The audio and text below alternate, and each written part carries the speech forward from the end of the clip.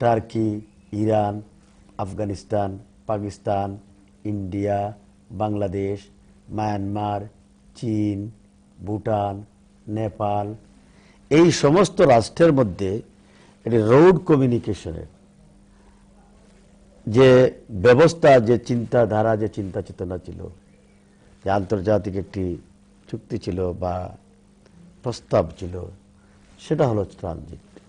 আর এখন Bangladesh, India to Bangladesh, Bangladesh to India, এই যে ট্রানজিট, এটাকে ট্রানজিট বলা যায় না, এটা একটি করিডোর। এটা স্রেফ বাংলাদেশের উপর দিয়ে ভারতীয়দের রাস্তা তৈরি করে দেওয়া হচ্ছে। কেন বাংলাদেশের উপর দিয়ে ভারত এই রাস্তা চায়? তারা এই কারণে চায়, ভারতের যে এই যে 7টি রাজ্য, 7 সিস্টার, এটা হলো আসাম, ত্রিপুরা, মেঘালয়, অরুণাচল, মিজোরাম, নাগাল্যান্ড,